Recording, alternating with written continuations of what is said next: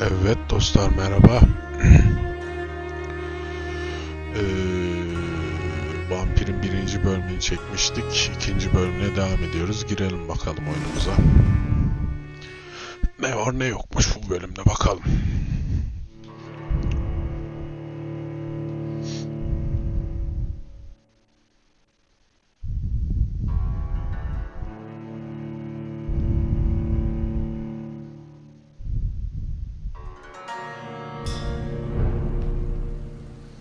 En son yataktaydık hastanede.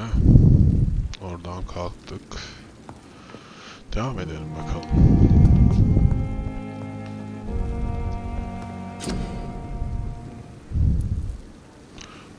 Bu kanı inceleyecektikmiş bunun. İyi tamam, al onu da yaptık. William Bishop's blood is much more unstable than human blood and shows extensive mutation. But this is not what happened to me. I must keep on searching. The sun is about to rise. I can feel it. I'll continue tomorrow night. I have so much time now. Biraz yatalım o zaman.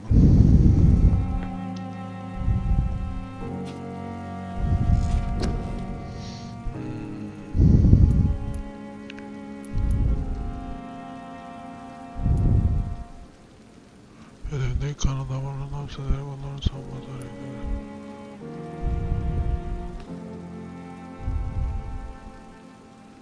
Bu olur, bu iyiymiş.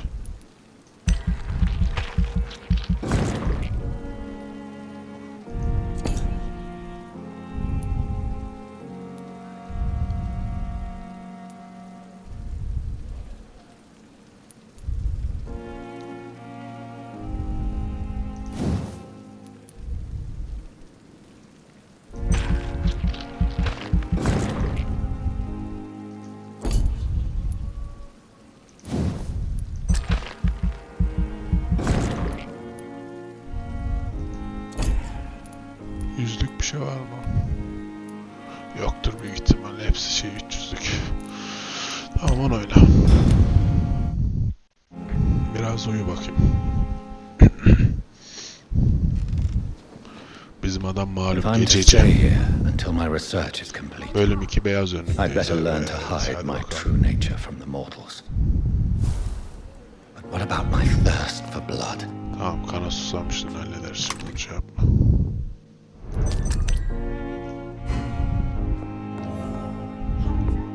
Var mı buralarda bir şeyler ya? Tespit etmediğimiz filan, geç buraya. Cam bir şey ya. Tüm gece bekleyemem diye bizi çağırıyorlar dışarıdan vallahi. Makale. Biraz bekle ablacığım. Tüm gece bekleyemezsin ama biraz beklersin. Tamam, bir şeyim bulduk. Geldim. Dışarıdan çağırıp duruyor ya. Ne var?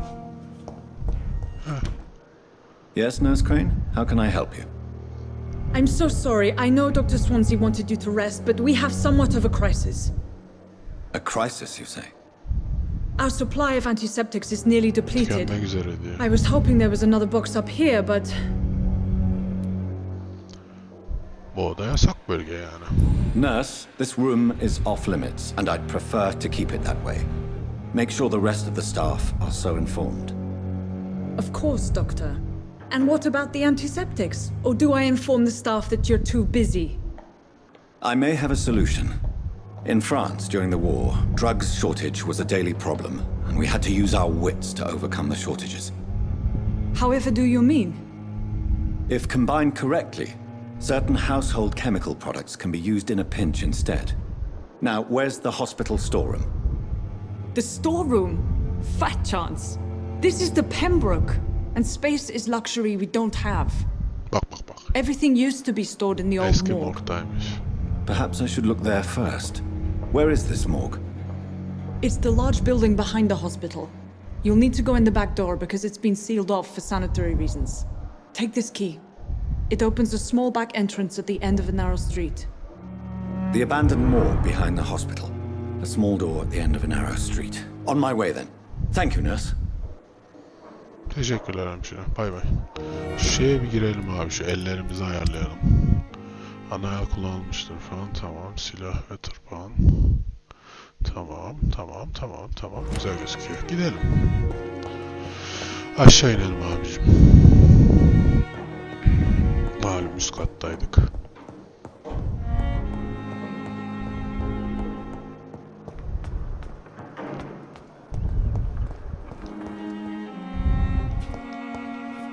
Ulan şurada bir şey varmış, dur. Parlıyor.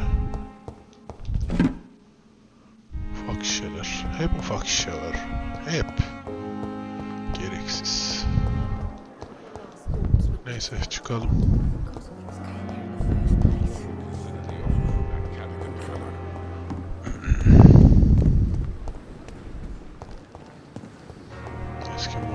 Eski morga gideceğiz zaten. Arka taraftan mı gidecekmişiz? Tamam.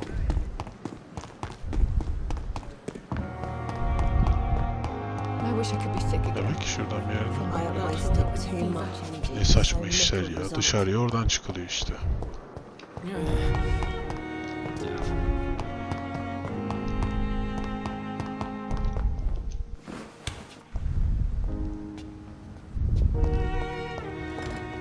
I cannot enter. Bura kilitli ama yakınız galiba oraya. Evet.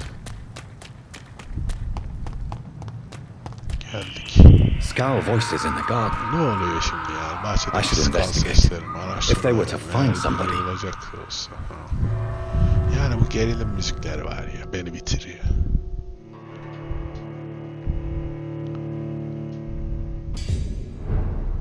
Evet, geldik morga. Tamam, şimdi 3 tane hedef var. Bakalım gidelim. Bir şeyler var mı çevrede alabileceğimiz? Aha, şurada bir şey var. Cam şeymiş. Allah seni var ya. 7 metre diyor. Yakın bir yerde burada.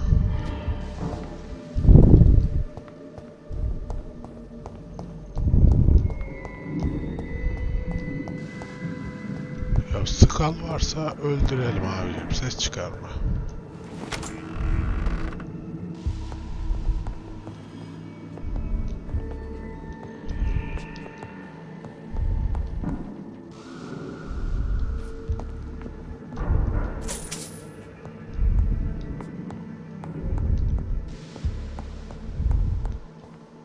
Şu tarafa da bakak hele. Buradan dışarı çıkma şimdi. Demek ki üst kata gideceğiz. Burada bir şey var mı ya? Parlıyor. Mevzular üst katta ama. Bak. İyi, orada bir şeyler var. Oraya. Behavior is similar to the infected William Bishop. Must be the same strain. This sickness moves faster than influenza. Birini hallettik. Mikrop herif orada bir şeyler yiyor bir de. Var mı başka bir şey ya? Alacak. Ne, hangi taraftan gidelim?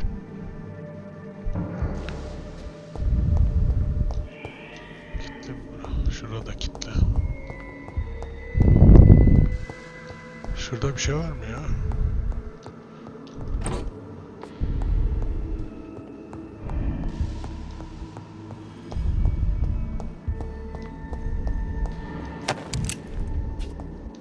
Tamam, başka bir şey yok.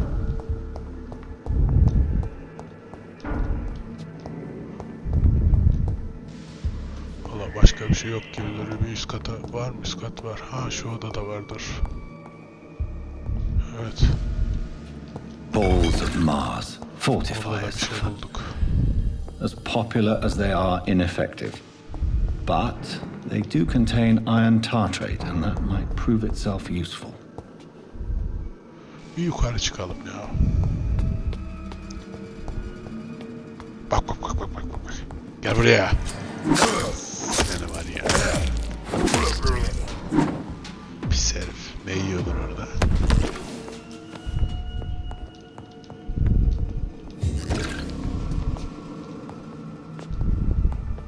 Buradan giremiyoruz mu? Yok. Yan taraftan gir. Yandan da giremiyoruz. Girme bir yerden o zaman. Burada bir şey yok o zaman. Niye bu katı yaptınız, bir yere giremiyorsak? Allah Allah. Yani. Pek bir şey de gözükmüyor buralarda.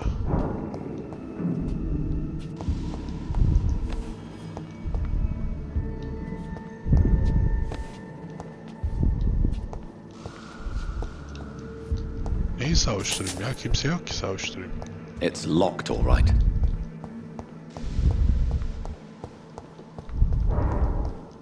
Savuşturacak kimse yok.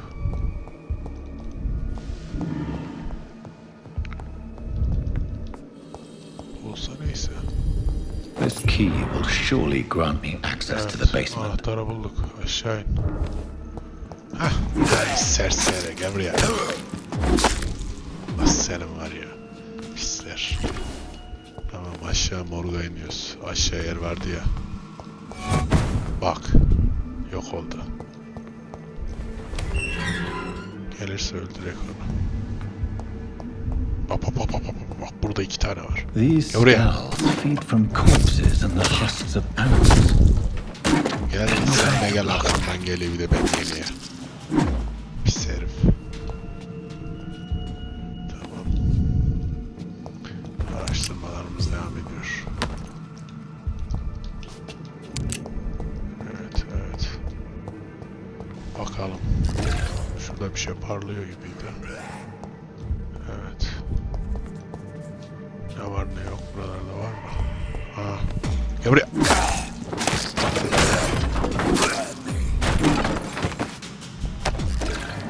Kuş herif.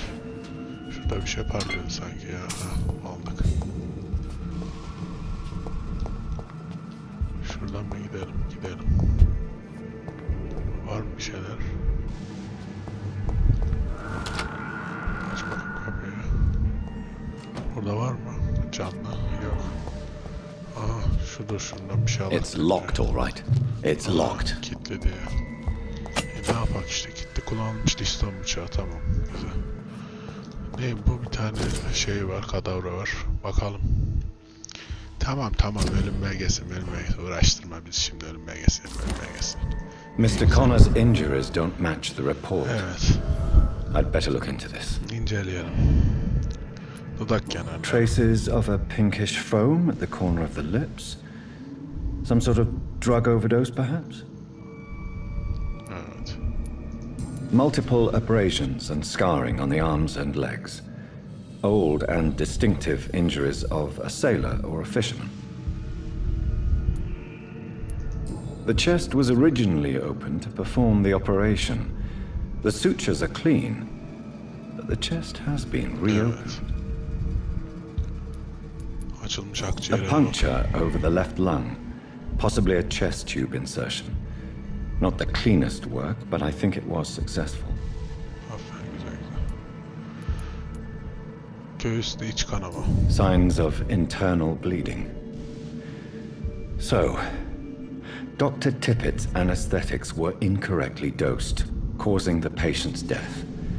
And then he tried to operate on him again. Tippett has made an egregious error. It's time we talked. Tamam, Tippett'la konuşuruz sonra. Şimdi Tippett'la görüşürüz.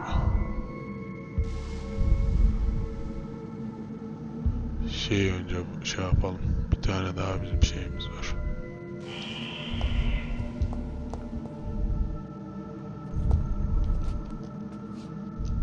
Parlıyor gibi şurada. Ha, yok.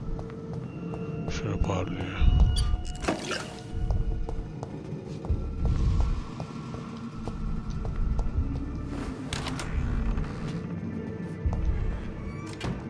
Var mı buna gerekli bir şey ya? Gel buraya. Senin Allah. Orada pis durmuş. Bura nereydi? Bura çıktığımız yer bizim. Şundan çıktık ya. Çık. Son odaya gideceğiz herhalde biz. Evet, geldik gene bakayım. Anam.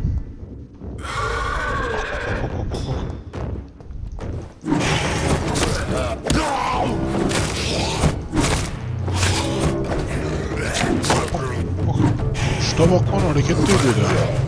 Bitirdik işini Allah'tan. These scars can be so Vahşiler ferocious. tabii ya, görmüyor musun ya? I'm not sure I can defeat them without becoming stronger. To drink blood is so tempting. Mikroplar ya. Var mı burada başka bir alacağımız bir şey? Gerekli bir şey. Oraya çıkacağım. Gördüm burayı da, başka böyle gerekli bir şey. Var mı? Bakayım. Yok gibi duruyor. Çık bakayım şuraya. Çık, ne varmış? Dur, çıkmadan önce şurada bir şey var mı? Yok. Tamam, çık. Ne varmış? Burada bir şey mi var? Bu neyim o? Parlıyor. Bizi buraya boşa çıkarmaz mı?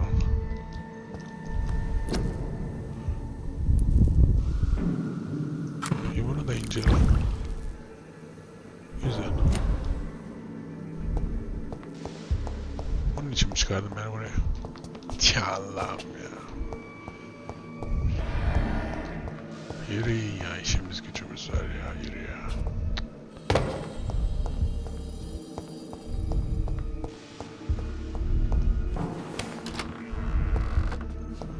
Tamam, buraya sağlı solda girdik artık. Yukarı çıkacağız büyük ihtimalle. Bir şey kalmadı çünkü burada. Ha, şu varmış, şunu al tabi. Gel buraya. Bak orada. Pis herif sen.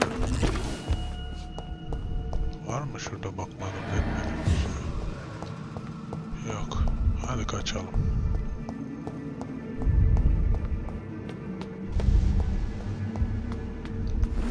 Bak.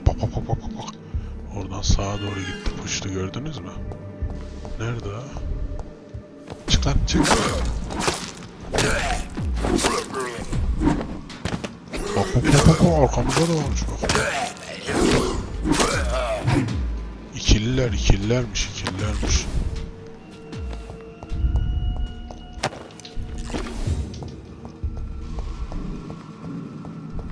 Evet. Dışarı çıkacağız herhalde biz. Çünkü karşı taraf içeride, binada yer kalmadan aslında. Bir yeri araştırdık binada.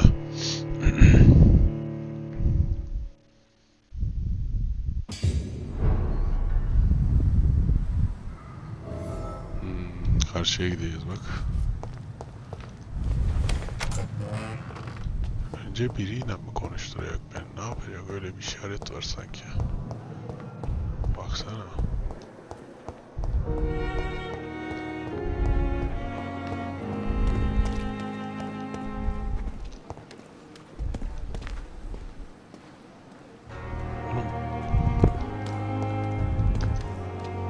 Good evening, sir. I'm Dr. Jonathan Reed. I'm new here. I've already heard about you, Dr. Reed. I'm Milton Hooks, the ambulance driver for this shithole of a hospital. That's quite a blunt introduction, Mr. Hooks. You can call me Milton. I like to speak my mind, Dr. Reed. Perk of the job. Don't judge me, and I won't judge you. I'm not sure I understand what you're talking about. Well, I'm no doctor, but I'm pretty sure a gun can't be used as a surgical instrument. You have a keen eye. I learned to shoot during the war and have carried one ever since. Old habits die hard. No need to explain, Dr. Reed. And if you ever need a better gun, remember, I may have something for you. Tamam. Seninle sonra Goodbye. görüşelim Jonathan. Milton. Haberleşelim seninle. Şu görevlerimizi yapalım. Bir üst kata çıkalım. Hemşirecikler sizle görüşmeyeceğim yani. Bir üst kata çıkıp da doktorlara gidelim hele.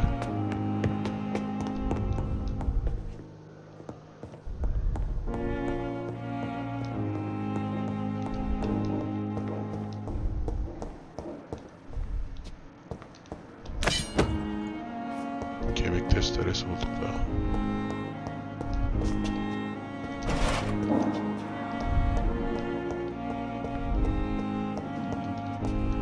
It's locked. Ya bana odaya gitti de ben şimdi odaya gidemem gülüm, kusura bakma. Şu adam işaretine gidelim bari.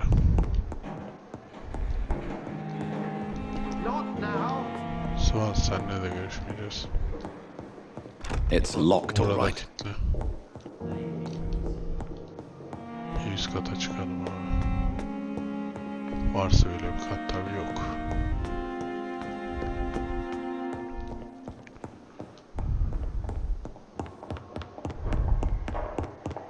Şuradan baksak belki vardır bir üst kat.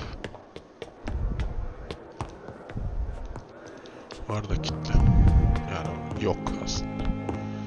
Aşağı inelim.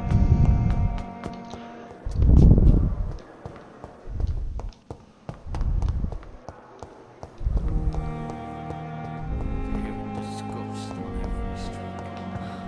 many deaths. And what of my own life?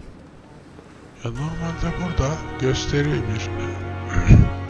bir doktoru gösteriyor. Ne bokuyor arkadaş?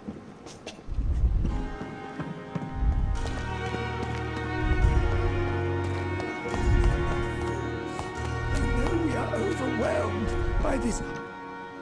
Good evening, sir. So it is true. The famous Dr. Reed Aa has bulduk vallahi joined us. tipitsi. I can't think of any better news during these terrible times. Do we know each other? Actually, yes. We met once before at the Rockefeller University in New York. Dr. Tippett, yes, I remember. I was assisting Professor Carell in his research about coronary bypasses. He had nothing but praise for you. He was also very confident about your future. And look at you now. Eminent surgeon and blood transfusion specialist.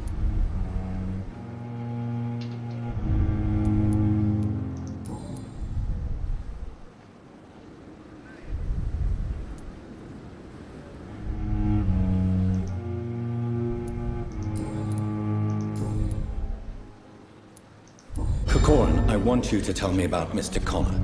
How did he die? What happened? He was my patient. He died because of my mistake.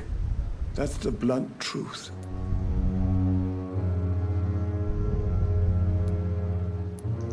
Who was this patient? I don't know. Some sick man from the docks, maybe a fisherman. I had no time to talk with him. No one claimed a body. What was the nature of the mistake? It was a twofold error. My diagnosis was wrong, and the administered dosage was too strong. Why not stop practicing? Are you mad? I killed that man, I admit it, and it won't happen again. I have saved so many lives since then.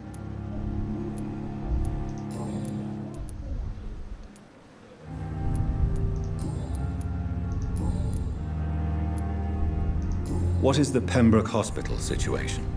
And please, speak freely. This hospital is not exactly the best of London. I'm sure you are used to working in a better environment.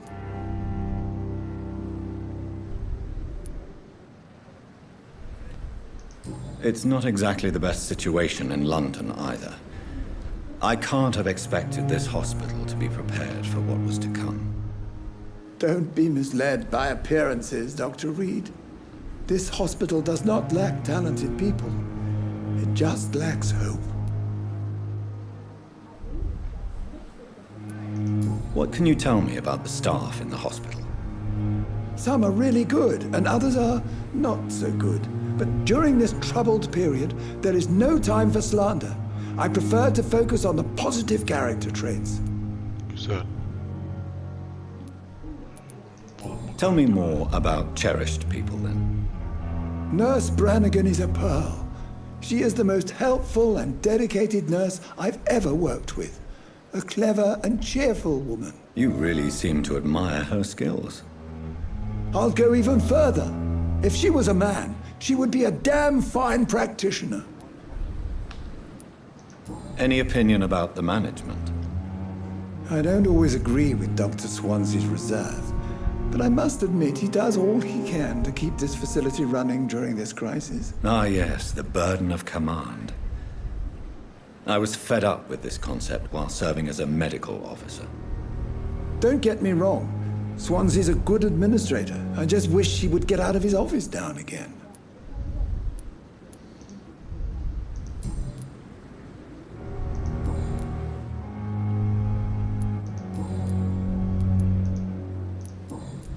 Görüşmek üzere. Goodbye, Dr. Tippett. Tippett, görüşürüz Tippett. Sen ne işin bitti?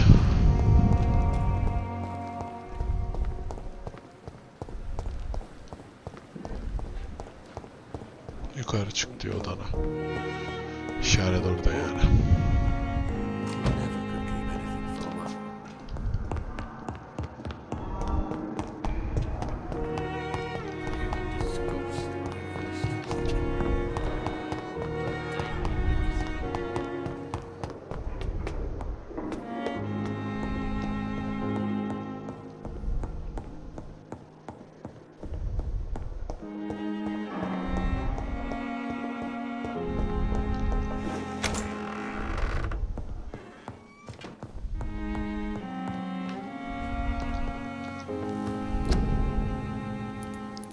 Yapacağımızı yapmış zaten burada.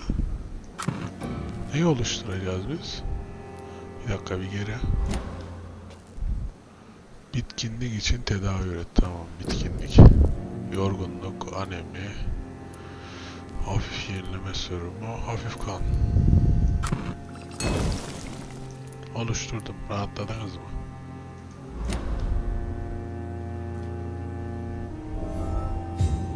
Nereye gidiyoruz? Hasta odasındaki Dorothy ilacı götür. Tamam, ilacı götürelim. Çık odadan.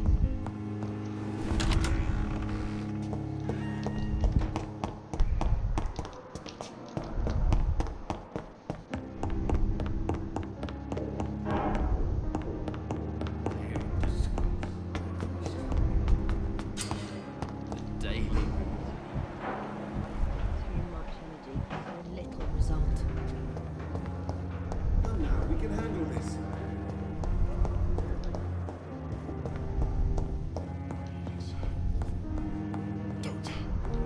Burada. Finally, you've returned, Doctor. Did you find anything of value? Yes, nurse. You've worked your first miracle, Doctor.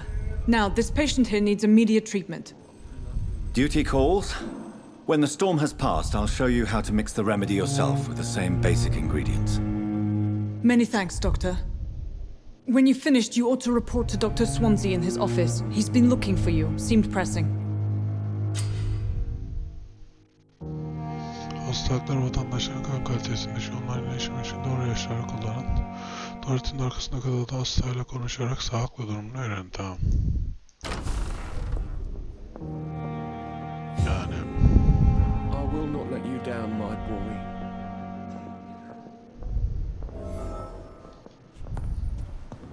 I'm all right. Don't waste your time with me. Good evening. I'm Dr. Reed. Can I help at all? No, Really? Why are you here then? I don't want to talk. My throat hurts too much. I suppose that this pain is the reason you're here. Is someone taking care of you? Yes. And no. Could you at least tell me your name, sir? Mortimer. Mortimer Goswick.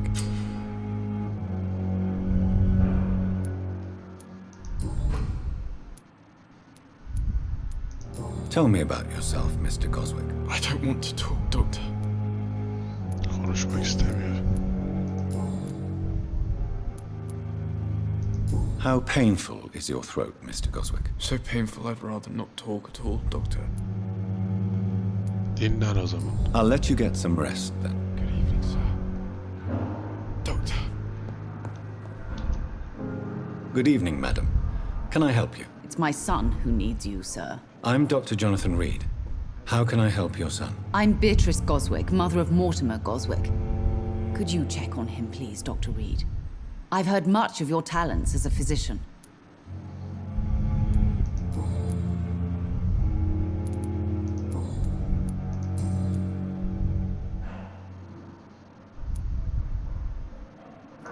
What can you tell me about yourself, Mrs. Goswick? Not much to say. Just take care of my Mortimer and I'll cover all the expenses. That's all that matters. Are you really that rich? Most of the patients here are of a more humble origin, if I may say so. Yes, thanks to my husband. May he rest in peace. Origin I can yazsın. cover any needed medical expenses. May I ask if you have an occupation, Mrs. Goswick? I'm a teacher by profession. I teach young women who are more ambitious about their futures than their families. Evet, iyi. What do you think of your reception here? Any complaints? I have had the uttermost reservations about this hospital since we arrived. But we had no other choice, considering the state of emergency. Is there something in particular that's bothering you? Some of the staff were not especially welcoming. I suspect they're not accustomed to dealing with patients of such social standing. Olabilir.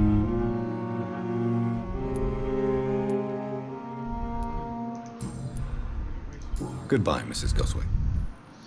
Olabilir. Edgar Swansea ile görüş. Tamam, görüşeceğiz. Yukarı çıkacağız onun için.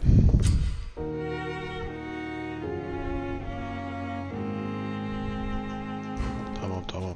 Kan isteği de şimdi. Hastanede de mi bulayım kanı? Allah Allah. Şunu yesem mi acaba? Şeye çıkıyor ha. Swans'a çıkıyorduk yukarı kata.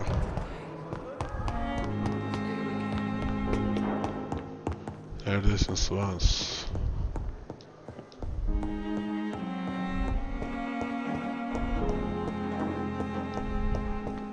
It's locked.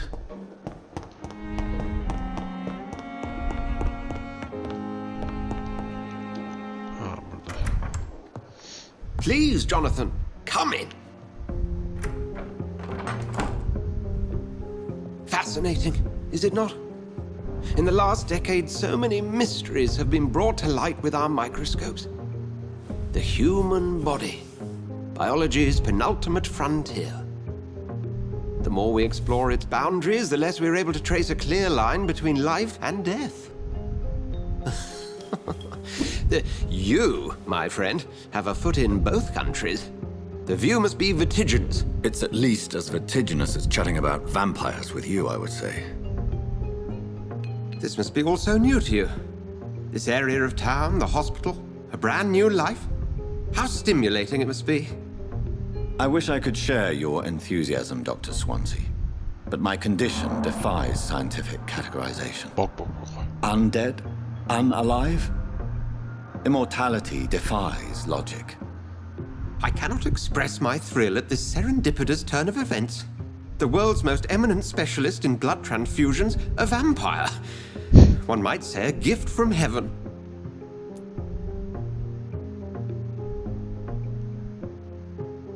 Kendime tez attım ulan. Sen konuştukça insanlar It may rahatlıyor. seem strange, but your words have brought me some comfort here. Forgive me. I've been an admirer of your work for a long time, and now you are so much more than a brilliant physician. And please, call me Edgar.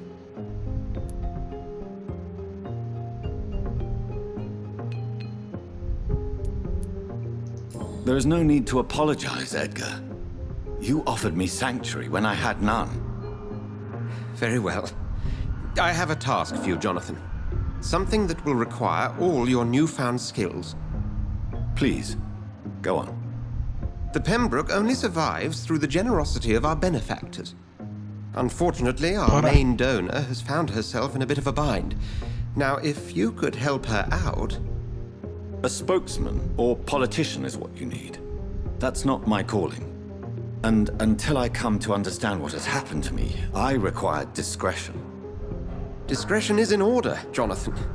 Lady Ashbury has recently received rather indelicate correspondence that, if revealed, would jeopardize her position. And you would like me to eradicate this threat? By the stole, of course not. I would just like you to pay her a visit. Tamam ederiz. Her ladyship is certainly near the tents outside, tending the sick. You can't miss her. Look for someone impossibly delicate. Accepted. I'll see what kind of trouble Lady Ashbury is in.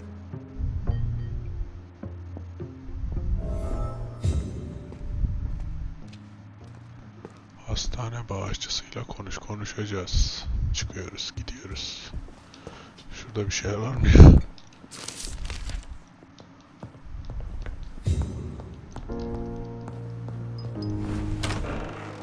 Vay Barsvans.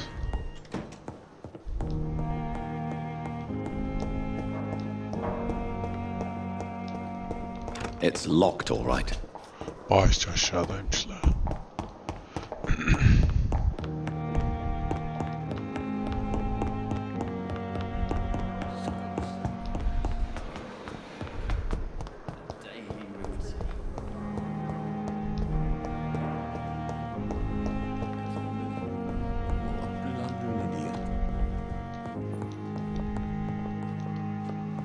I'm all right.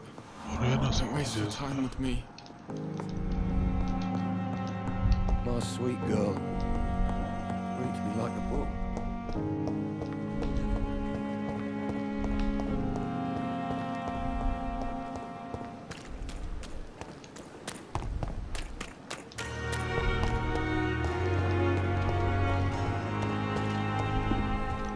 It's safer here than The flu took my dear wife, Emily. I take comfort knowing we'll soon be together again. Mr. Rainfield, that's no way to talk. You're in good hands here, and we'll be up again soon enough. Bir teselli meleği. Now do me a kindness and get some sleep. I'll be back round later. Your words are kind, the blessings of an angel. You're the sweet, sweet Lady of Mercy.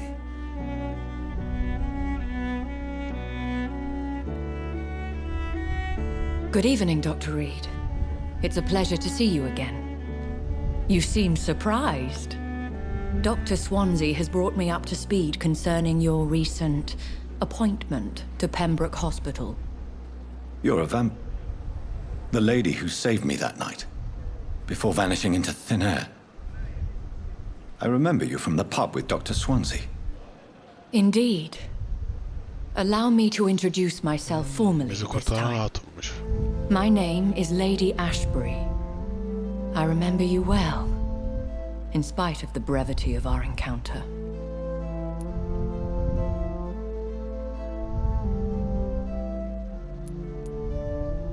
Apologies. You've taken me by surprise. I'm very happy to see you. The pleasure is mine, Doctor.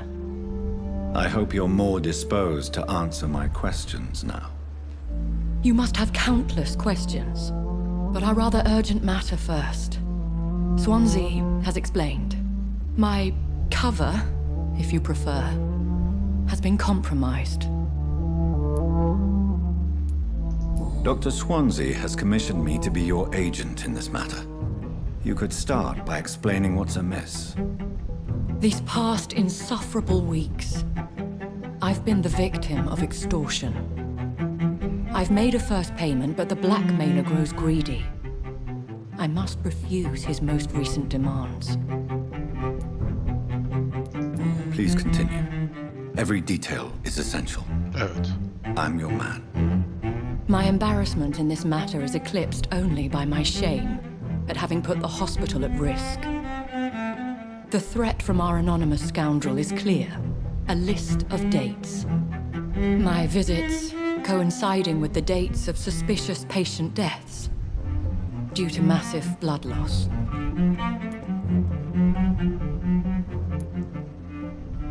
Is it true? Now aren't you the blunt one?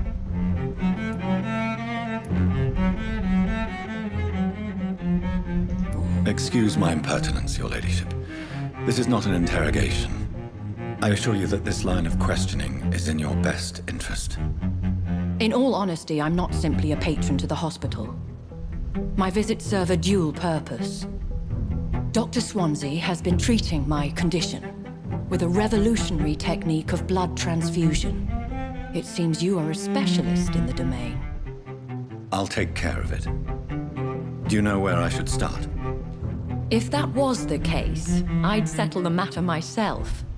You could talk to our local gossip, Harriet Jones. Not a pin drops here without her hearing about Tamam, it. Harriet'le gidip konuşalım. I'll meet that woman now. My life, as others know, is in your hands, Dr. Merak Reed. etmeyin hanımefendi. I'm sure of your discretion, but I do fear your powers of persuasion will be put to the test. When this is resolved, I'll be your obligé. I'll answer all questions in regards of your condition.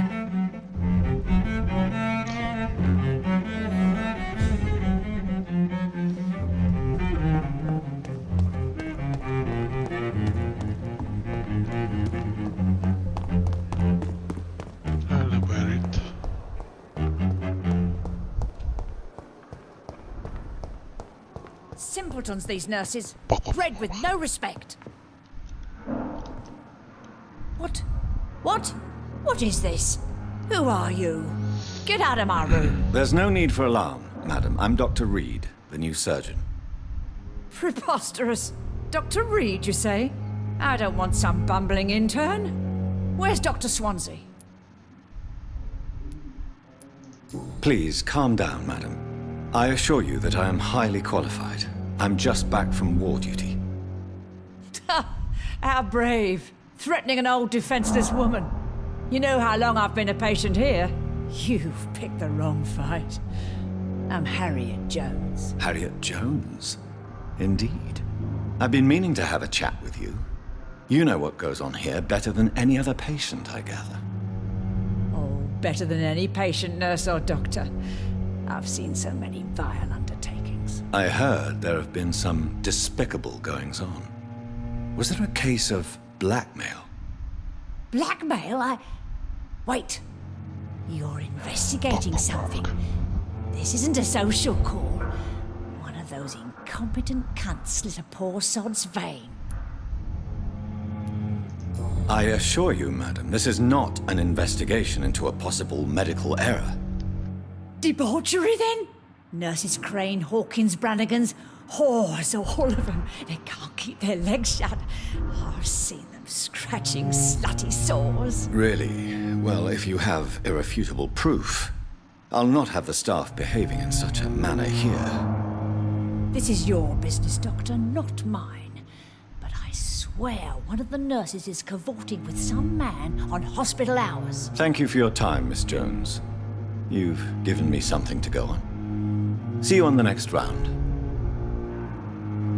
Ne bilgi verdi Allah aşkına bu şimdi?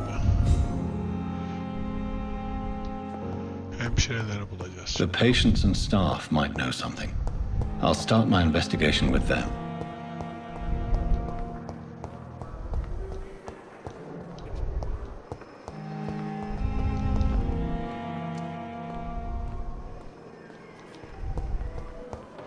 It's locked, all right.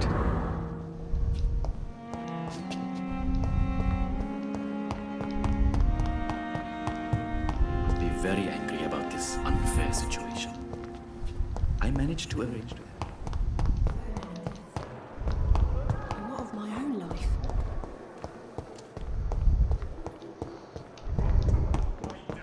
Blaming me will not further your agenda, sir. How long's it going to take to fix Good these evening, sir. Doctor. You have the right to disapprove of our methods, and you will kindly apologize when you're feeling better.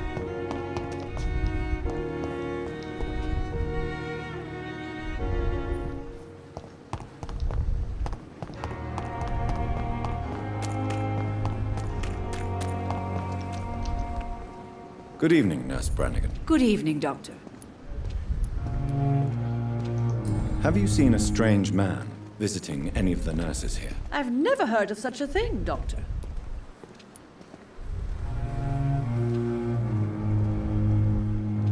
Sorduk bunu. Have you seen a strange man visiting any of the nurses here? I've never heard of such a thing, Doctor. Do you know if any of the hospital staff have criminal backgrounds? The people who work here all come from very different backgrounds, Doctor. Just like the patients. How are things here? Not good, to say the least. We're struggling against an invisible enemy, more lethal than any bullet from a gun. It's hard, Doctor. An invisible enemy? Quite a poetic term for a disease, especially from a nurse. Sorry, Doctor. These last few weeks have been exhausting. We could all do with a good night's sleep.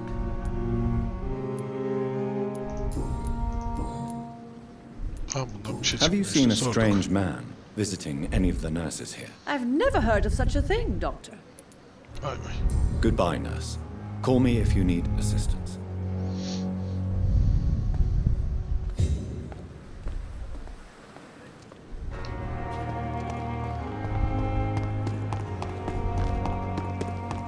Suffering continues.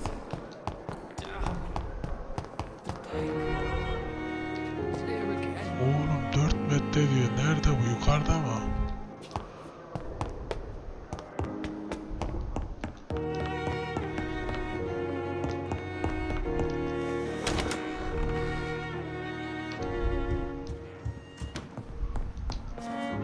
Do you need something, Jonathan?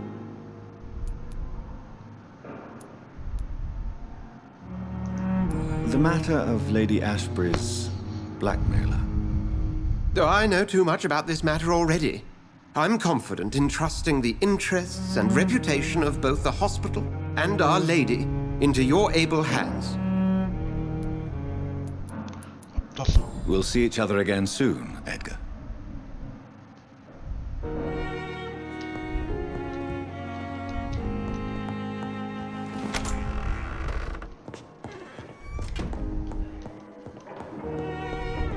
Burada hemşire yok.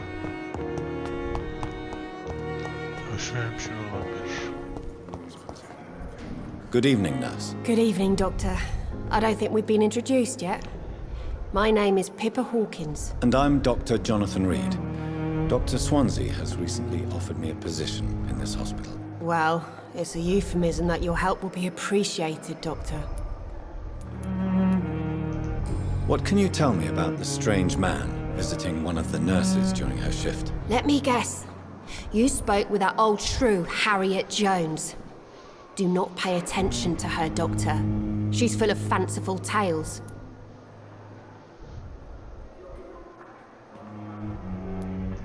No matter how you feel about her, Miss Jones deserves our help. Who says I don't care for her? Hate is what keeps that old crone alive. She could have been telling the truth about the mysterious man. That old witch will end up in hell soon enough. Who cares if the nurse finds some happiness where she can?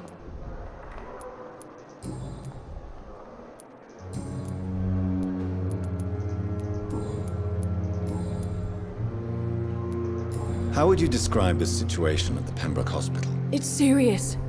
The flu is wreaking havoc amongst the staff and patients. We are running out of everything.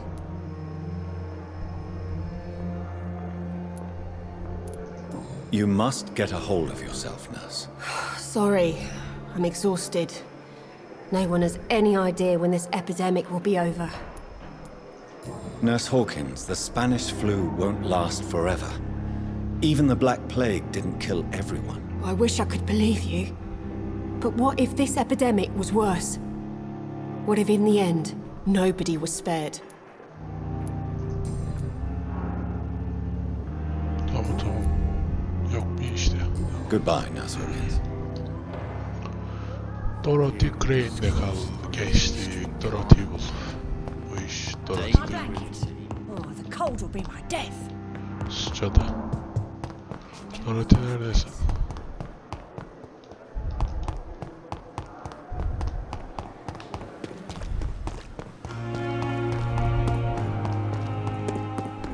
Ulan bu Dorothy hastanenin de dışında herhalde.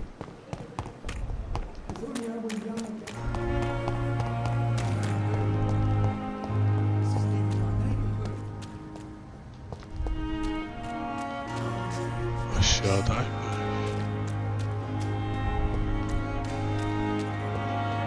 İş Dorothy'de çözüm verecek demek ki. Oswald, you can't just die like this.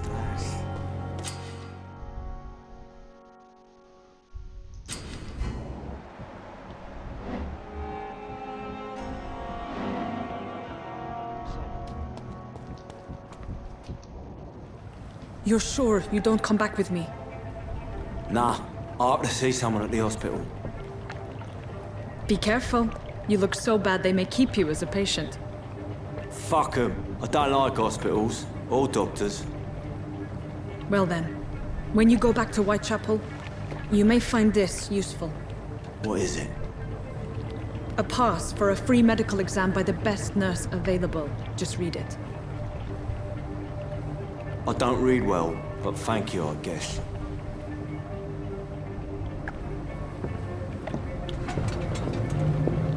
Mevzu bu puşta abi.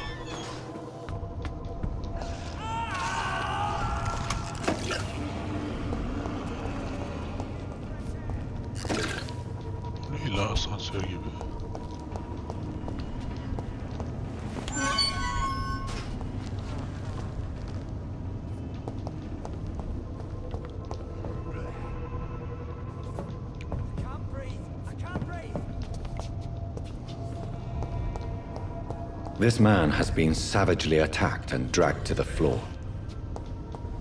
Evet, sürüklenmiş çünkü kan var yerlerde.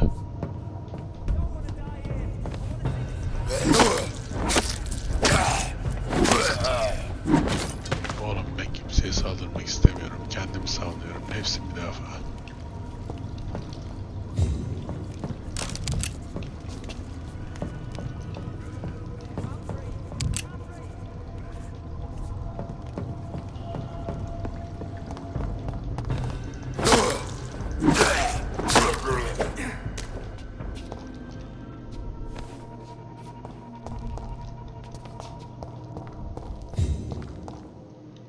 Buradan bir yere gidemeyiz.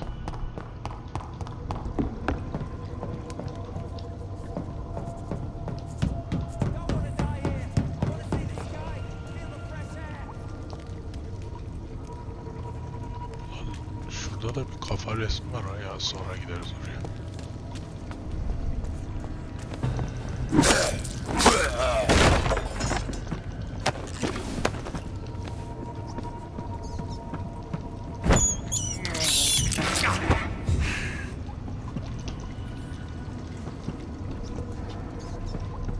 Dur şurada var.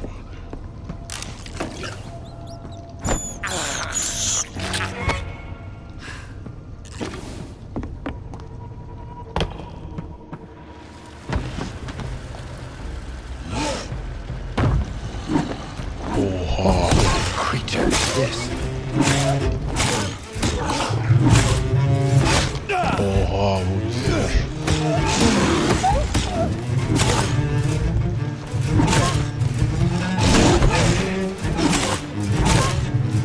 Artık sağ elim boş benim.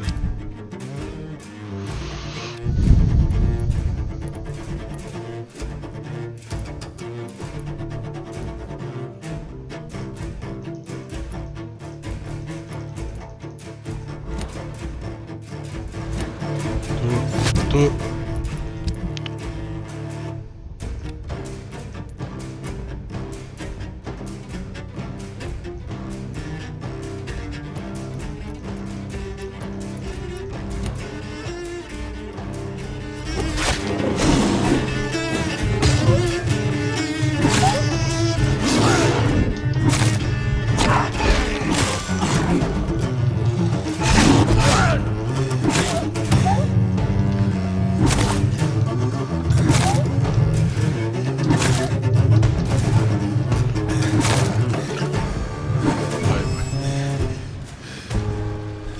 Here's some voucher for a free checkup in Whitechapel. What is Nurse Crane up to? I really must find her.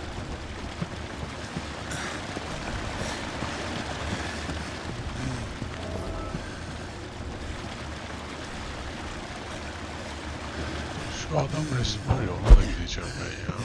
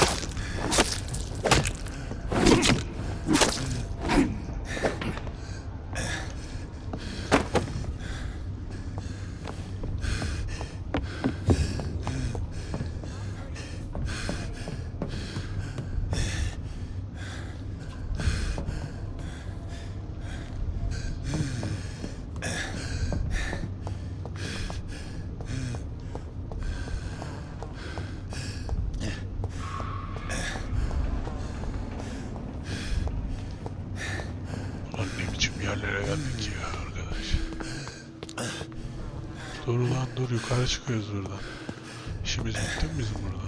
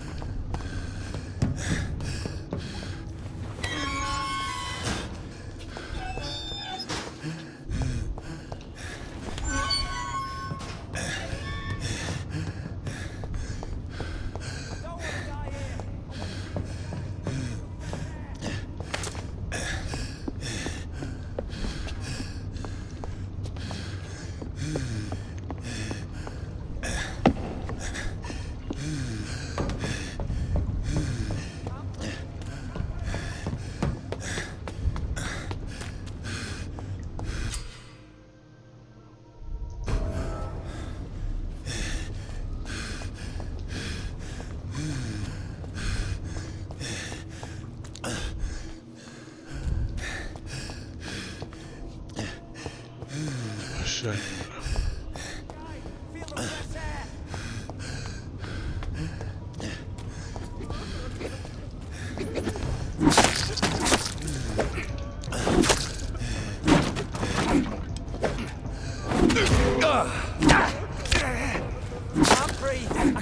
in. Tamam tamam, kurtaracağız seni, bir sus.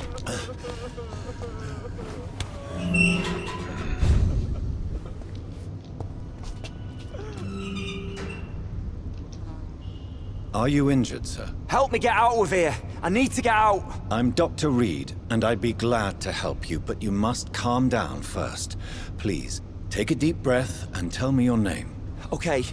I'm Oswald Thatcher. Please, I need to get out. All right, Mr. Thatcher, you're safe now. Do you think you can reach the street by yourself? Yes, I do. Good. Now leave this place and enjoy the cool night air. It's quite invigorating. I'm sure you'll feel better if you do. Görüşmek üzere.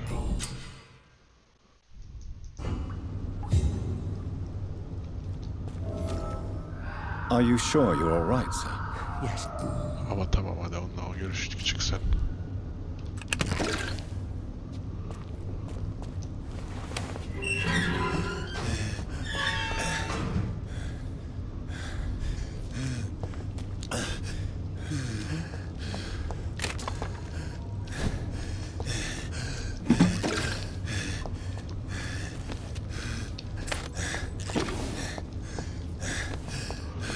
Çıkalım artık, bir işimiz yok.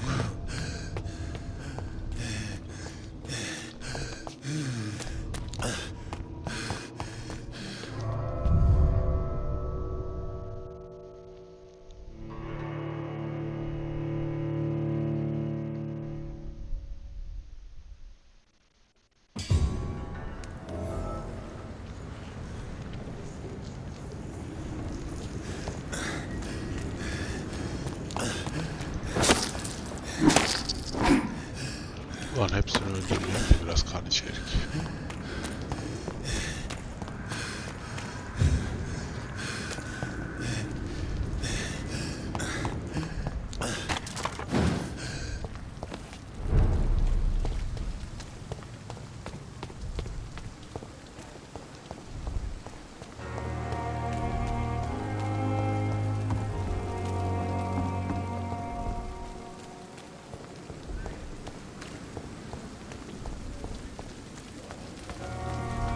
Karşıya geçmemiz lazım.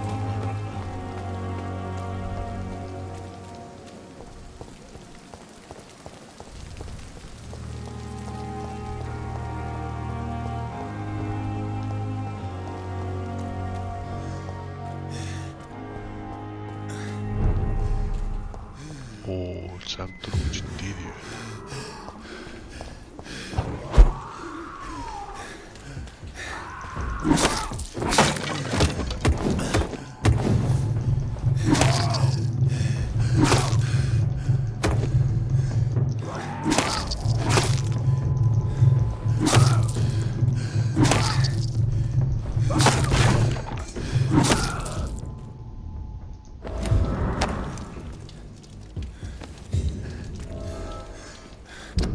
Abi sahili ayarlayamadık ha.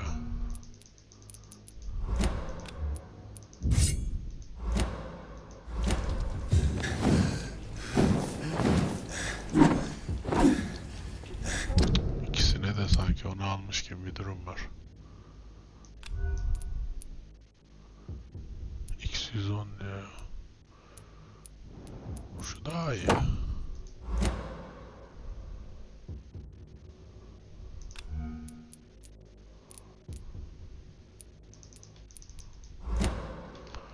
Neyse ya.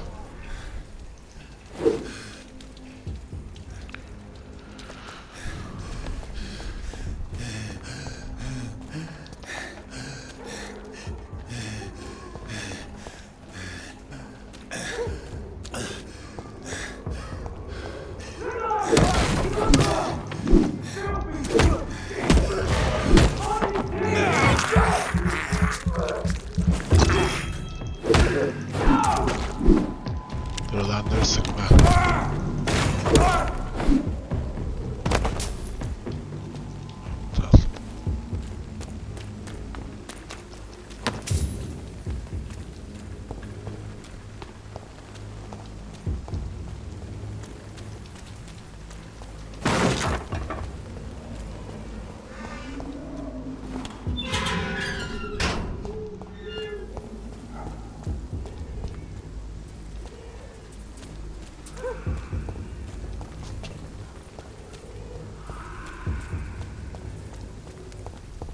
It's locked. İyi, kilitli.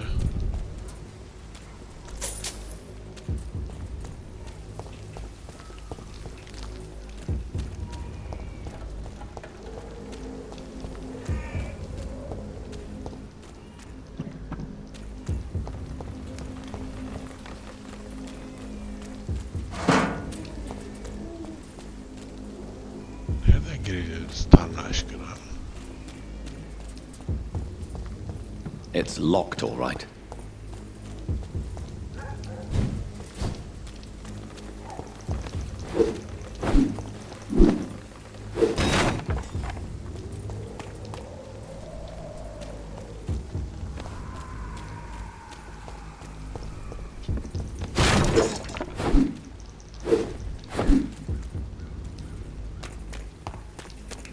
Çık hele şuradan ayar oldum. Ne lan?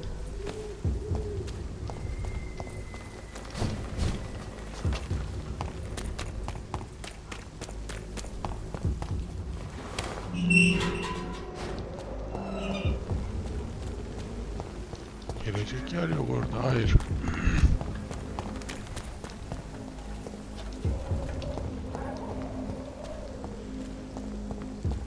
Aha.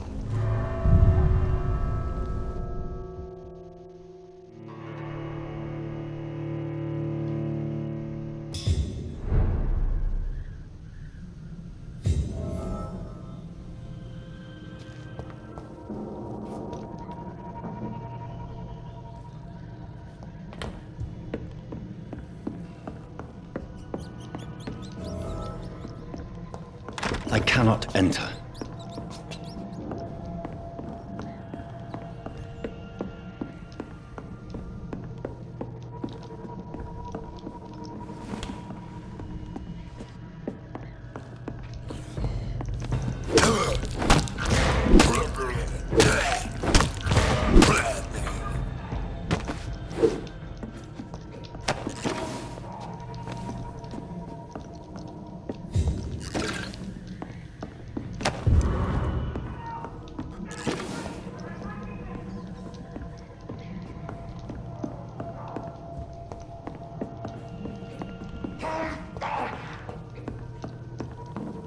Yardım edeceğim. Bekle biraz.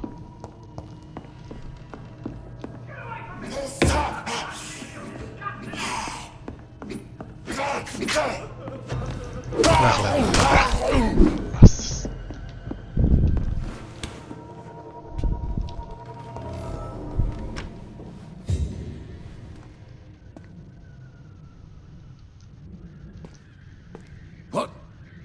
What happened? Who are you? It's all right, sir. You're safe now. Oh, a fellow Englishman. Thank you, sir. For a moment, I thought those bloody heathens had killed me. What are you doing here? This place is not safe. Yeah, it's a cesspool, but it's mine. I came to collect some overdue rent, but those who still live here have gone completely bonkers. You're very lucky to be alive. Yeah, filthy immigrants. Fucking savages, every one of them. And now with this bloody fever, they're just animals. You can find safety of sorts in Whitechapel. If you're quick and cautious, you'll be able to avoid the savages.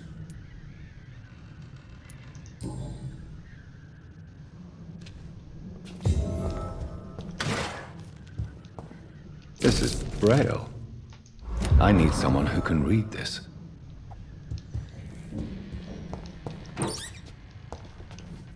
You had better return. Safety.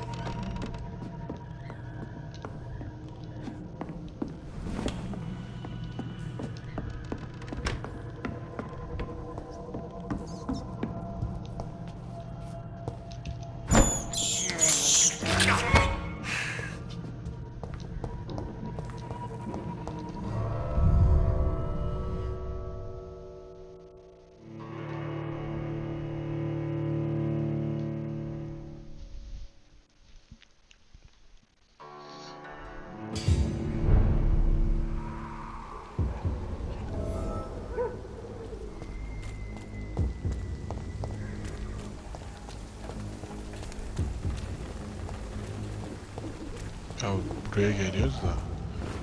Nereye bizim şuraya girmemiz lazım. Ama kilitli. Nasıl yapacağız şimdi?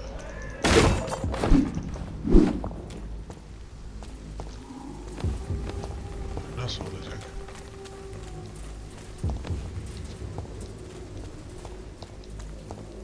It's locked, all right.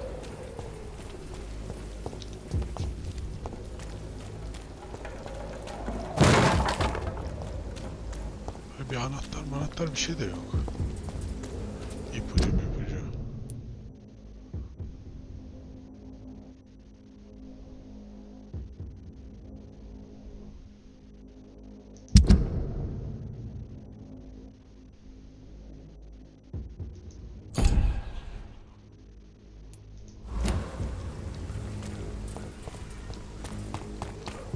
Vallahi bilmiyorum. Başka yerden ulaşırız belki.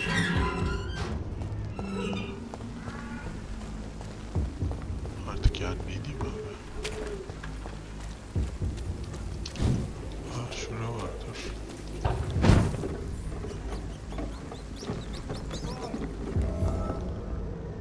Boşver, sana atmacım, işimiz yok bizim. Over there! There's one of them birds! Right, I'll take it. Oh my god! İşte bak.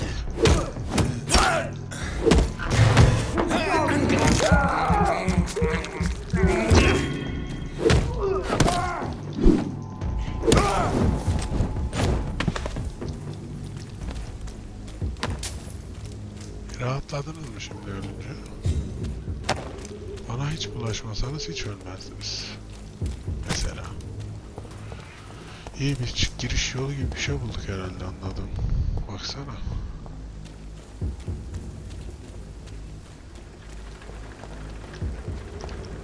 More and more of these bloody leeches every night.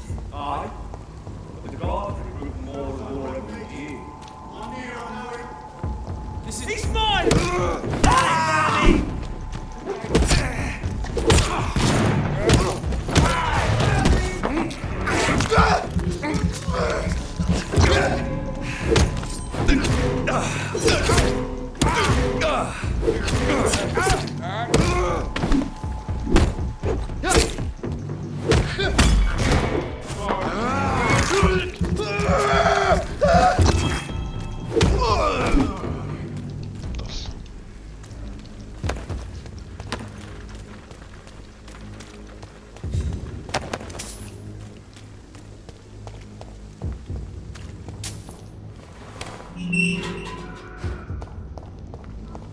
Whitechapel.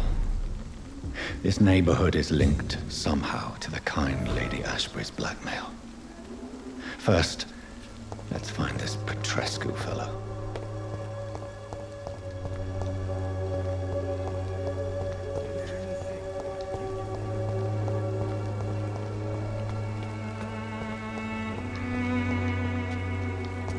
Yok ya, doğru yoldaydı şurada.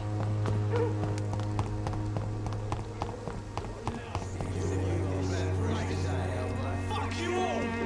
Fuck you all! Stop it now, Albert! Stop it!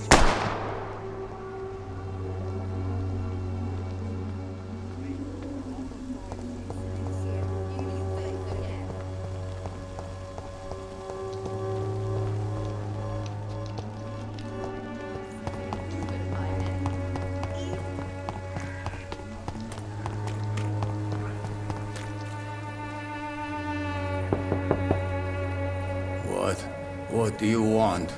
Leave me alone. Good evening, sir. I'm Dr. Reed. I'm looking for Nurse Dorothy Crane. There is no Dorothy Crane here. Now, goodbye. I'm afraid this medical leaflet says the opposite, sir. Really? Well, I'm afraid I'm going to close this door right now. Go bother someone else, Mr. Doctor. To enter that house, I must discover who this man really is. Maybe I could start by observing what he's up to.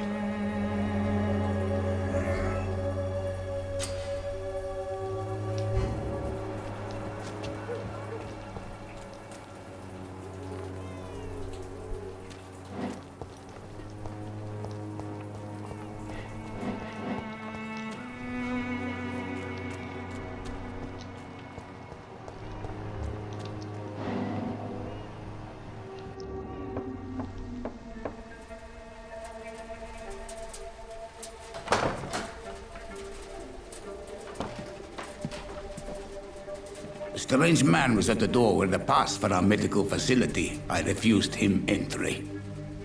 Darius, how could you know he didn't need our help? His clothes were too finely tailored to be for Whitechapel. Perhaps just a friend of that stray poet who is always about. Richard Nithercott? No, not of the same cloth, this man. I suspect some machination from that journalist. Clayton Darby. Is he still asking questions? Yes. I saw him drifting around St. Mary's Church. I swear he is tracking me just downwind.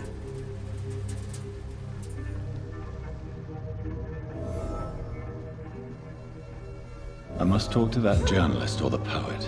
They must know about Darius. Nearby the church they just mentioned.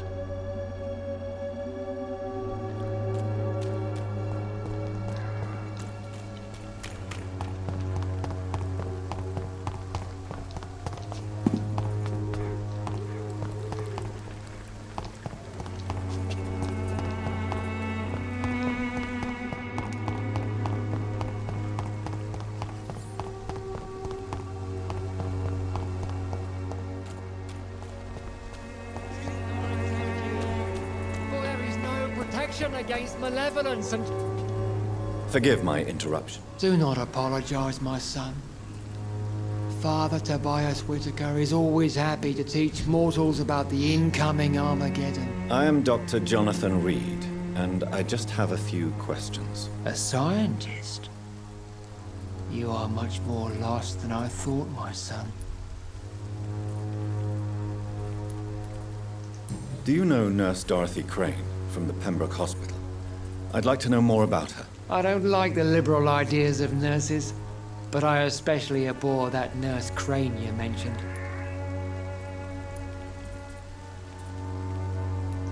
Why do you hate Nurse Crane more than other nurses? Before coming to London, she was a member of the communist resistance in her country.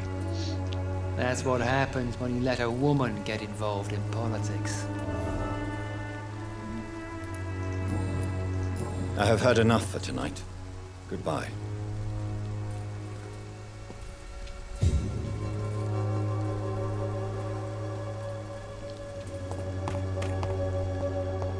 Soon the time will come when you will all be... Pay me a glass and I'll be gentle. Pay me a bottle and I'll be nasty.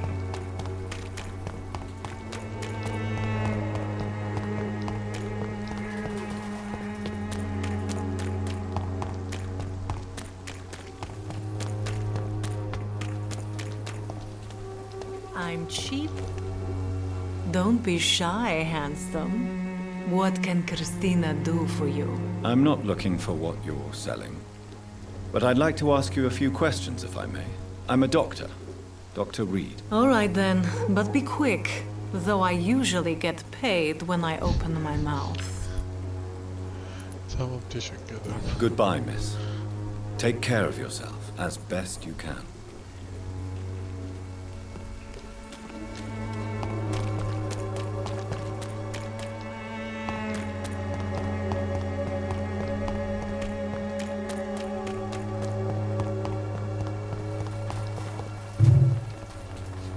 Good evening, miss. I'm Dr. Reed. I'd like to ask you a few questions. I know what you're thinking. A tall stranger who meets a girl in the street at night. It reeks of the penny dreadfuls. But I mean you no harm, truly. Oğlum bu dilsiz mi ne? Bırak. Very well. Goodbye then.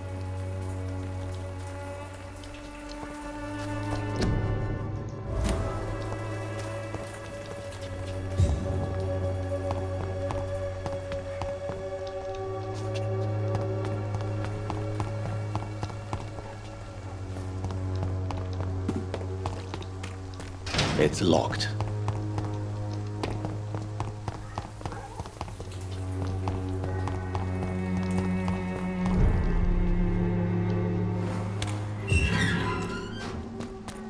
Get them weapons! Ah!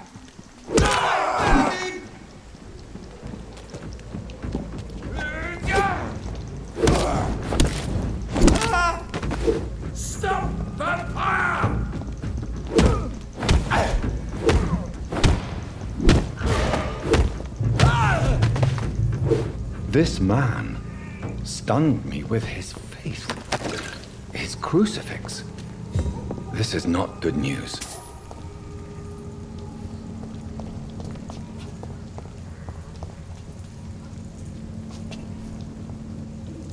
Ya durumun iğrençliğine bak. Nerede bu herifler ya? Ay.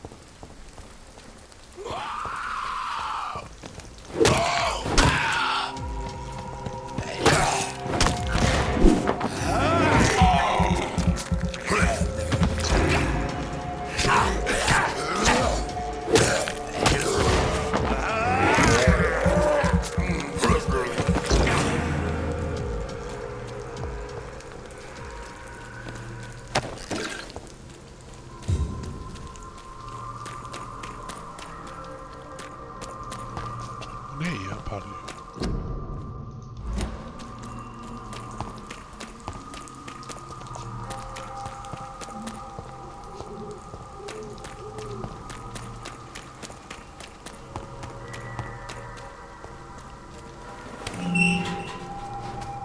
Neredesin lan Richard?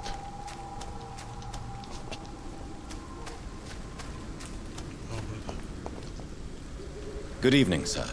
I'm Dr. Reed. I would like to ask you a few questions. Please be my guest. Although I may not be the best informant regarding this part of town, my words speak about that which the eyes cannot see. Really? Are you an artist of some kind? I'm a poet, sir. Richard Nethercott, at your service. May I ask you a few questions about the district? Extraordinary part of town, is it not? I'll be glad to help you, if I can. What can you tell me about an old man called Darius? Darius Petrescu? Yes, I know him. At first, I thought he was only a small publisher. I invited him to publish my work, but his reaction was pretty clear. Not interested in your talent? Darius is an old political activist who takes delight in printing tracts and lampoons. Those communist activities only require mediocre writing skills.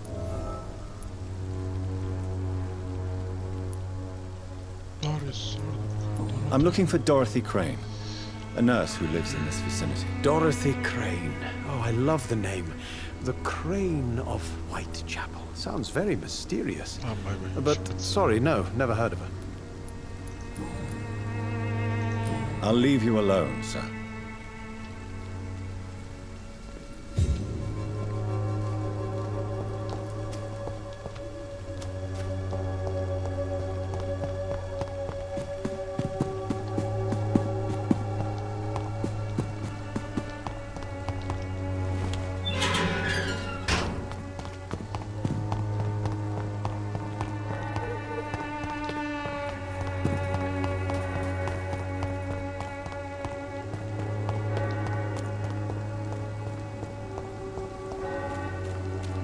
Clayton'da aslında burada bir yerde olmalı.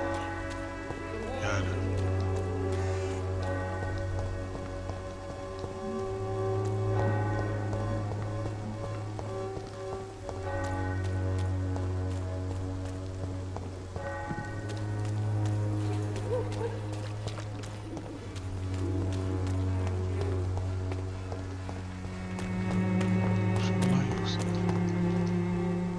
Excuse me, sir. Are you familiar with this part of town? Name's Clayton Darby, reporter. Sorry, I'm new to Whitechapel. But perhaps you could help me since you're a journalist. My name is Jonathan Reed. Dr. Reed, the famous surgeon. I'll gladly help if I'm able, sir. I heard you're investigating an underground medical dispensary in Whitechapel. What do you know about it? Not much, I'm afraid. They are wary of strangers, and I'm not really an acquaintance of theirs. Why do you care?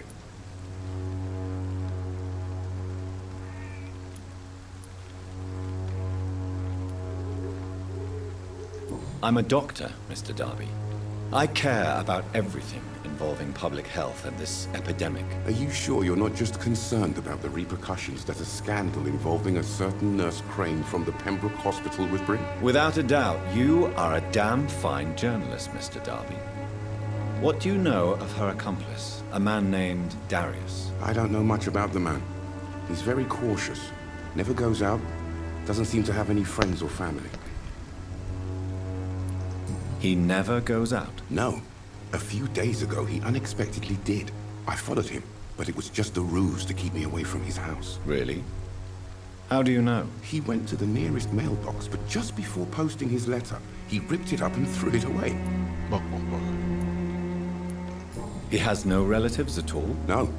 Except for that strange man, a poet named Richard Nithercott, who sometimes comes by. Darius would never let him in. Where can I find this Mr. Nithercott? He spends most of his time lurking around Whitechapel, talking to himself or declaring verses. These days, you can usually find him behind the church. Bulduk onu, tamam. Goodbye, Mr. Darby. Farewell.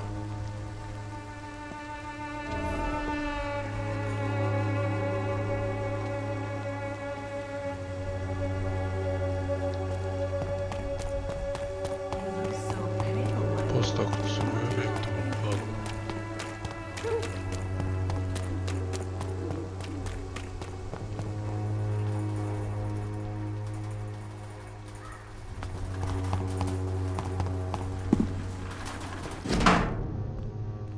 Bulduk. The content of Darius' letter to his children could give me more leverage to enter.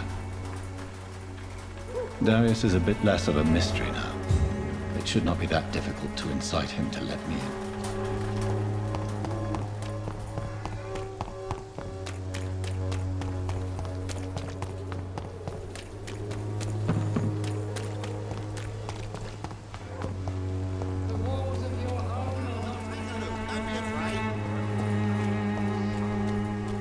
Cheap price, good quality. Come on, take a look. Don't be afraid.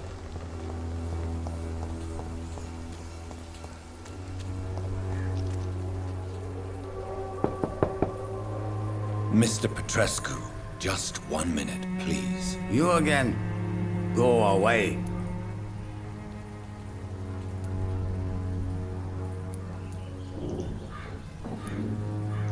Sir, wait.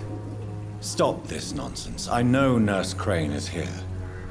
Shall we speak man to man, you and I? All right. Speak up. Don't you see we're on the same side? We fight to help the poor, sick, and abandoned. I'm nothing like you, Mr. Doctor. Yes, you are. You too believe in providing medical care without charge. You know what we have to sacrifice to make the world a better place. I have to admit your words have conviction. All right, I'll let you see Dorothea. Don't make me regret this, though. Tamam.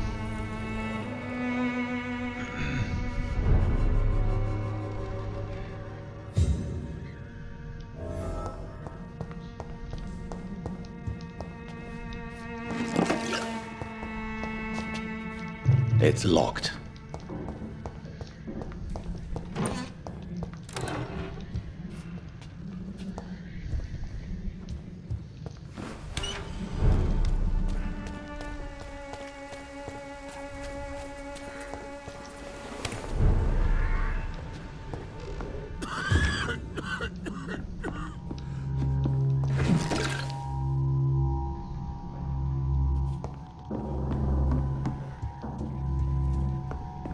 Neredesin Dorothea?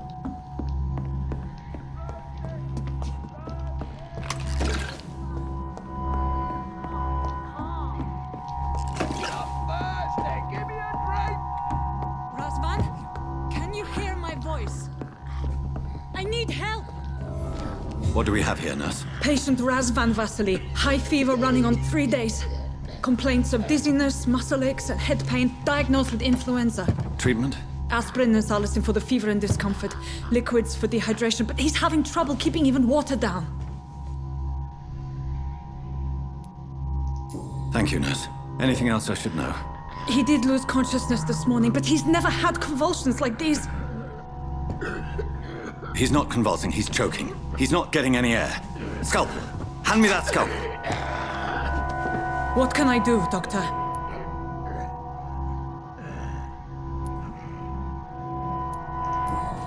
It's too dangerous to operate with these convulsions. Sedative, nurse. Do we have any anesthetics? I'm sorry, Doctor. None at all.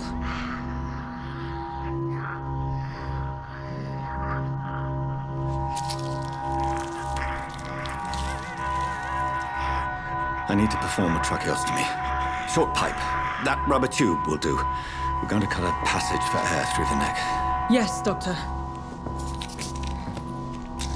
He's breathing again, but he's coughing up blood. Internal hemorrhaging. I need to make another incision into the chest cavity to drain the fluids from the lung. Prepare another tube. A thoracostomy. Doctor, we've nothing to fight the infection. We need an aseptic environment. Don't question me, nurse. I need a drain. Now. Yes, Doctor.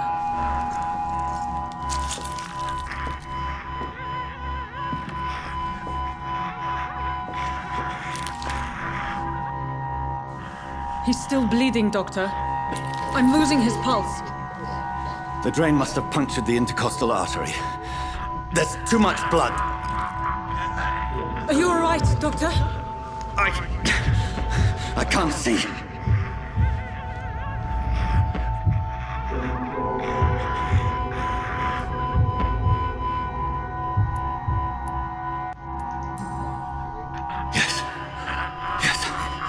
I have this, nurse. Allow me to finish the procedure alone. I need the room. I'd prefer to stay and see this through. This is my patient, Doctor. I have needle and thread for stitching the wound.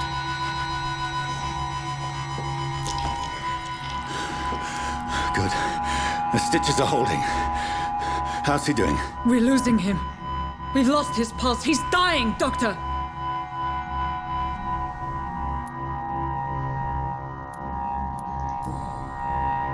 Cardiac massage, now. Cardiac... What? Are you making this up as you go along?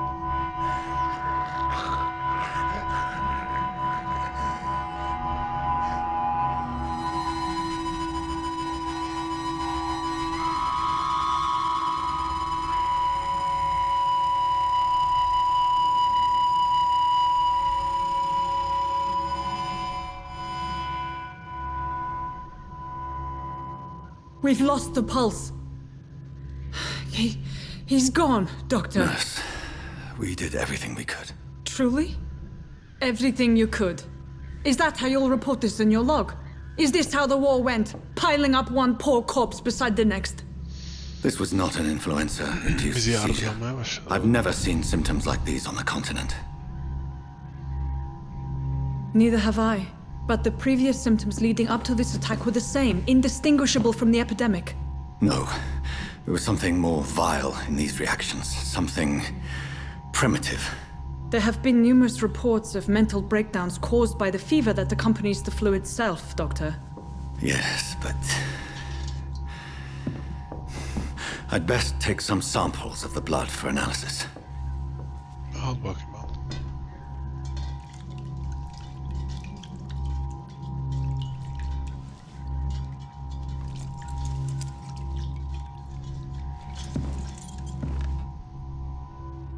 I doubt you're here to test my bedside manners.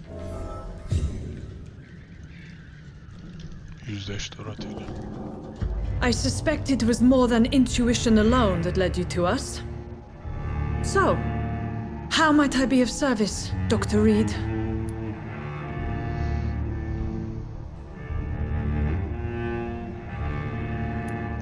I've come to put an end to this insufferable blackmailing, Dorothy. Doctor, you think your warnings scare me? I've stolen and plied, blackmailed and lied, but what else am I to do? I'm all these people have. You've convinced me of the sincerity of your actions and their noble justifications. But all the same, blackmail is a crime, and it will stop, Nurse Crane. So, are you going to turn me over to the authorities?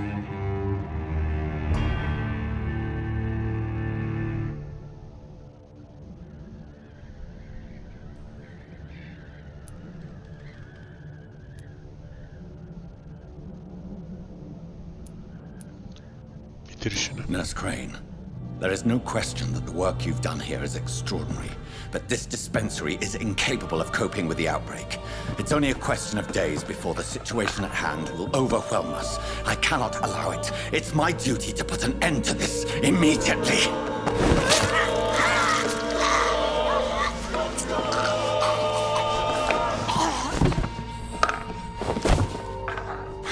I'm not ashamed. I did what was right.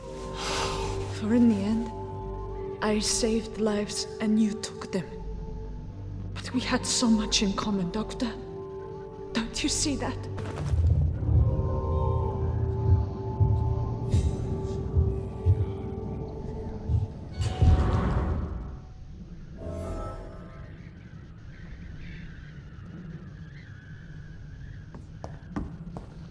Leydaş bu.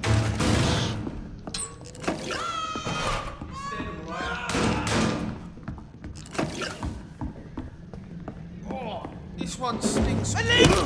Ah, fuck, it's fast.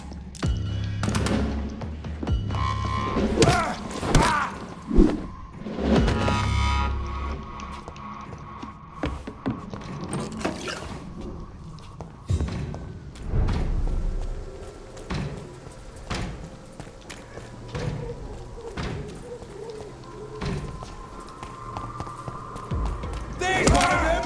Watch yourselves. The leech has teeth! I'll kill it!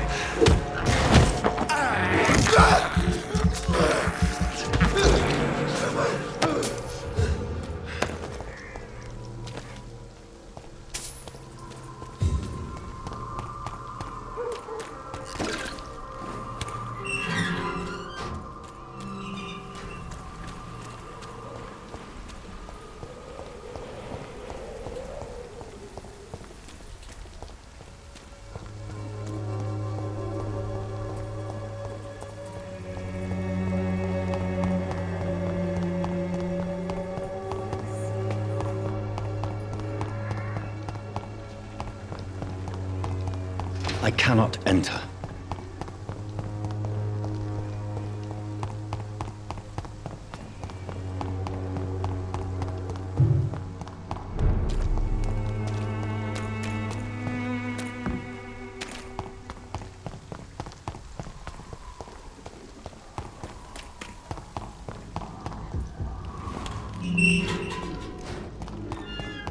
Human blood. Whoever left these marks did so deliberately. Kill it, boy!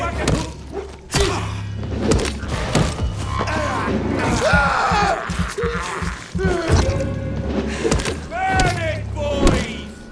Doesn't like fire, does it?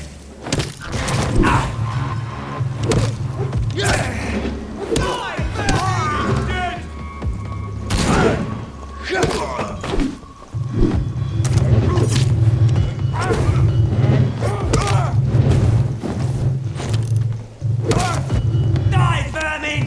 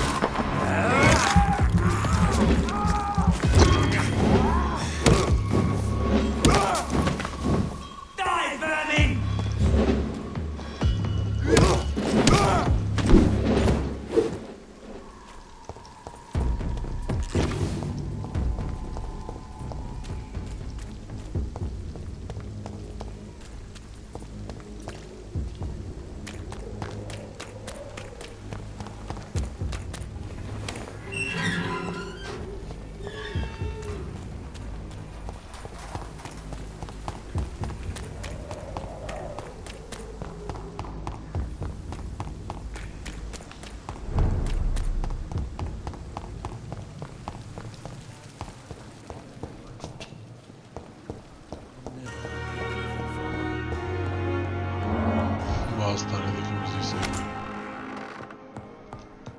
Ona dışarıdan şey yapıyorduk, bir dakika.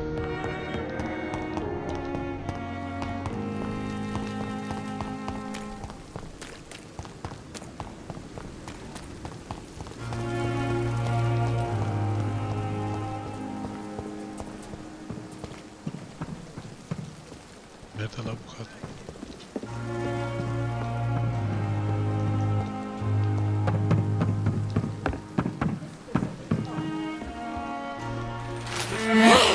O ne?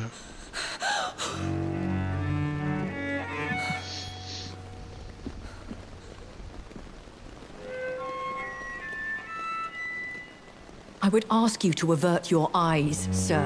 Or did you not know it was rude to stare? I knew it. Speak up, Dr. Reed. I like a man who speaks his mind.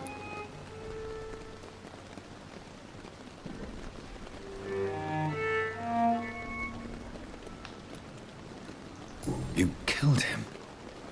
He trusted you. And you killed him. Spare me your sarcasm, Jonathan. You are but newly born in this world.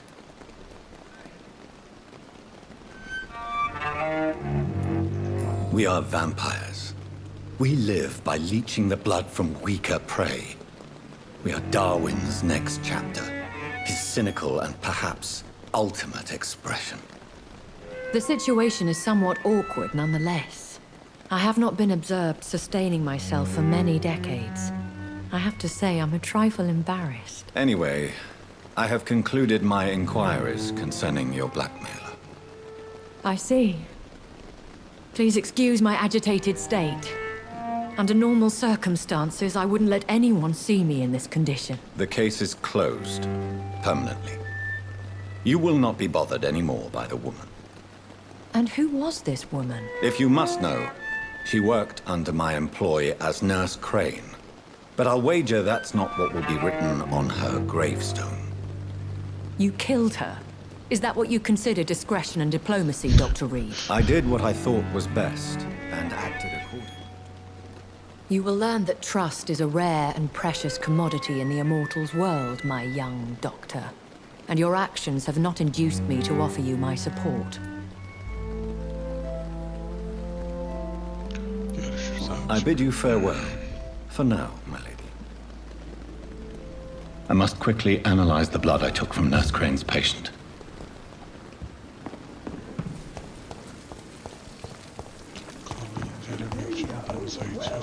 By this horrifying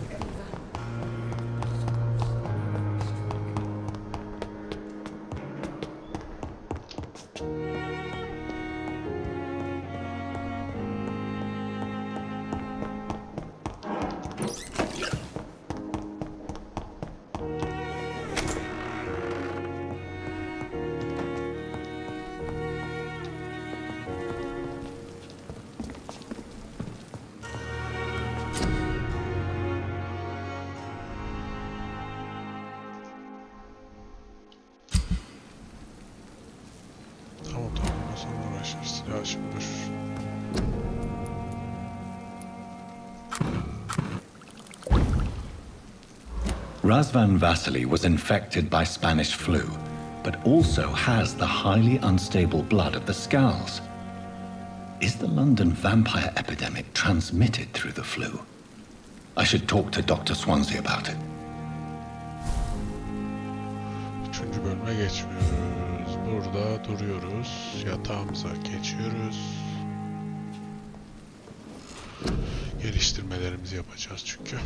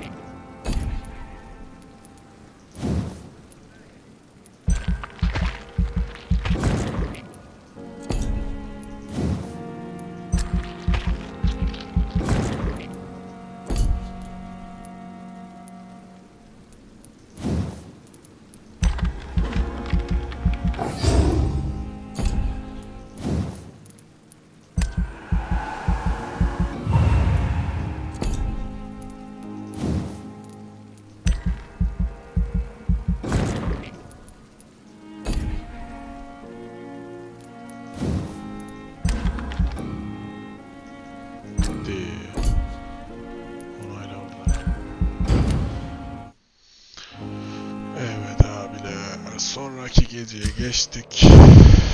Tamam geç bunları geç. Bunlar gereksiz.